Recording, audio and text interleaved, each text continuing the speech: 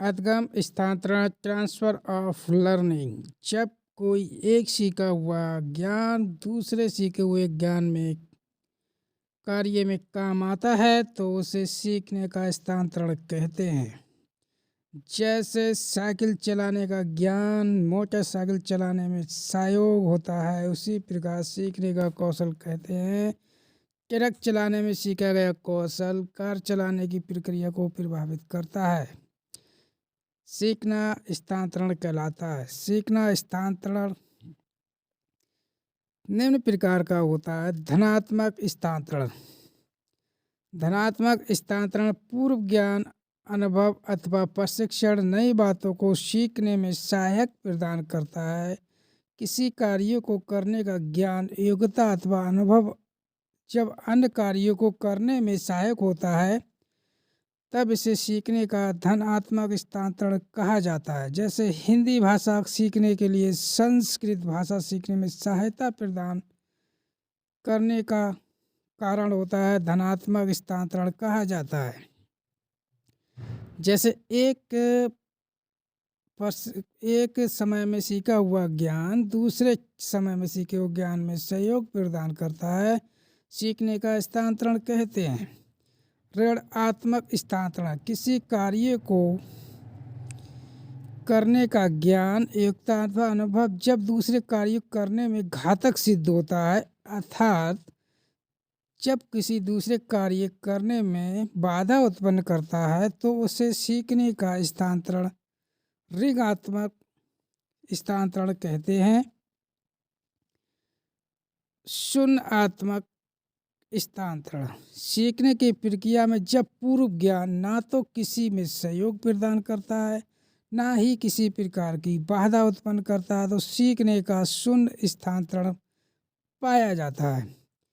क्षैतिज स्थानांतरण जब किसी स्तर में अर्जित ज्ञान, अनुभव अथवा प्रशिक्षण का उपयोग व्यक्ति के द्वारा उसी प्रकार की लगभग समान तिथि में किया जाए तो इसे सीखने का क्षैतिज स्थानांतरण कहते हैं।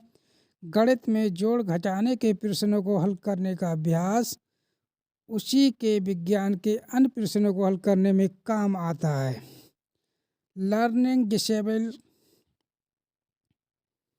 उद्गम अक्षमता सीखने की क्षमता या योग्यता में कमी को उद्गम अक्षमता कहते हैं।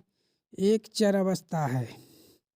डिसलेक्सिया डिसलेक्सिया पढ़ने से संबंधित कठिनाई होती है। डिसग्राफिया लिखने से संबंधित होती है। डिस्कूलिया गणित से संबंधित होती है। अब इसमें क्या पहचान है? जहाँ पर डिसलेक्सिया होगा वो पठन से संबंधित होगी और जहाँ पर लिखने से संबंधित कार्य होता है जैसे डिसग्राफिया। अब हम लिखते हैं, ग्राफ करते हैं। ग्राफ किस पे किया जाता है? कॉपी पे।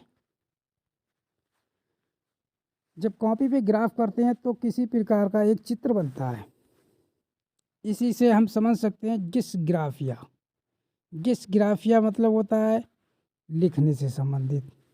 डिसग्राफिया का अर्थ होता है लेखन से संबंधित। डिस्कूलिया, अब यहाँ पे एक वर्ड आया डिस्कूलिया। डिस्कूलिया का अर्थ होता है गणित से संबंधित, गणना करना, गणना करना। इसी प्रकार इसकी क्या पहचान है? इसकी पहचान है आप गणना करेंगे डिस्कूलिया। कूलिया मतलब कूलिया, कूलिया यानी गणित, गणना करना, जोड़ घटाव। डिस्मोर्फिया भ्रम करने वाली स्थिति। डिस्पेसिया, डिस्पेसिया का मतलब होता है बोलने से संबंधित। डिस्प्रैक्सिया शारीरिक कौशल से संबंधित विकार। डिस्थीमिया, डिस्थीमिया का अर्थ होता है तनाव। डिस्थीमिया का अर्थ है तनाव। अब आप इसमें बहुत सारा तनाव लेते हैं तो डिस्टीमिया, जैसे कि हम किसी कार्य को करने के लिए अगर ये हम करें तो कैसे होगा, तनाव होता है, उसके बारे में बहुत ज़्यादा सोचते हैं कि ये सही है या गलत। तो इसके के लिए ये एक अधगम अक्षमता है डिस्थीमिया, ये तनाव से संबंधित होती है। इसमें बच्चा एक चीज़ पर ध्यान केंद्रित नहीं कर सकता। अटेंशन हाइपरटेंशन डिस्ट्रैक्शन का पता बहुत ही हाइपर एक्टिव होता है। सोलिनता आत्म केंद्रित दोहराव और बार बार किए जाने व्यवहार बिहेवियर अटेंशन कहलाता है। ये दिव्यांग संबंधी संचार सोशल कम्युनिकेशन चुनौती का कारण बनती है। 1995 में PW एक्ट 2016 द्वारा गया PW एक्ट 2016 में PW एक्ट 1995 में विकलांगता को 7 प्रकारों से बांट कर इस किस प्रकार कर दिए गए हैं। ये भी ये निश्चित किया गया कि केंद्र सरकार के पास अब विकलांगता के 2 प्रकार जोड़ने की शक्ति भी होगी। इसके द्वारा सुनाई गई युक्तियाँ जीवन के सभी क्षेत्रों में समानता और भेदभाव, स्कूल जाने वाले बच्चों का हर 5 साल में सर्वे करना, बुक या TLM आदि उपलब्ध